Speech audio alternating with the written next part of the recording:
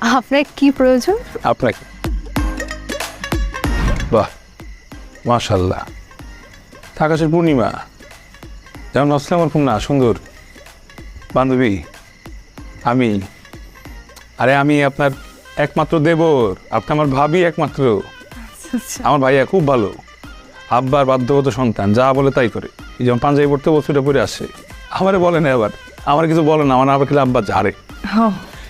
ভাবি আপনার কিন্তু আপনার উপর আমার অনেক দাবি। এই যে ঝাড়ে না আব্বা, এখান থেকে আপনার উদ্ধার করতে হবে। আম্মা উদ্ধার করতে তো টায়ার্ড হয়ে গেছে, বাকি দায়িত্ব এখন আপনার। আমার 9-10টা গার্লফ্রেন্ড আছে বুঝছেন, সেগুলো কিন্তু আপনার ম্যানেজ করতে হবে, মাঝে মাঝে ধরা খাই। ঠিক আছে? আব্বা ধরো এই যে এই পাঞ্জাবির চিঠি। কিসের পাঞ্জাবি? ভাইয়ের পাঞ্জাবি একটা চিঠি। কিসের চিঠি?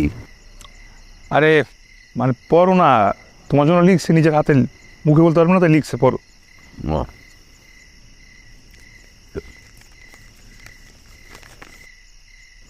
কি লিখেছে? আম্মা আমি এক লাইনে বলি, ভাইয়া বিয়ে করতে পারবো না তাই ভাগছে। মানে? মানে হচ্ছে গিয়ে দেখো, আব্বার দোষ আছে। আব্বা জীবন তার বলছে যে তার বিয়ে আজকে, আব্বা ভাইয়ের সারপ্রাইজ দিতে চেয়েছে, আর ভাইয়া কি সারপ্রাইজ নিয়ে বিয়ে করবে নাকি? 2023 সালে, আর ভাইয়ের একটা গার্লফ্রেন্ড আছে না, পার্টি করে। এই জামান, আরে শোনো, কাজী বসে রয়েছে তো, ওর নাকি আর কোথায় একটা বিয়ে আছে। আঙ্কেল, জামাই তো যাবে না।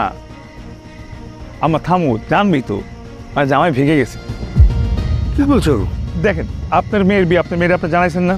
হ্যাঁ, আমার আব্বার দোষ, আব্বা তো জানায় না। এই 2023 সালে একটা ছেলেরা বলি সারপ্রাইজ তোমার বিয়ে, তাহলে মানবে কেউ? হ্যাঁ, তার একটা না থাকে, এটা জানার দরকার নেই। মানে সে চলে গেছে, তার মতো করে চলে গেছে। জামান, আরে আমার আব্বার এখন কি হবে? মানে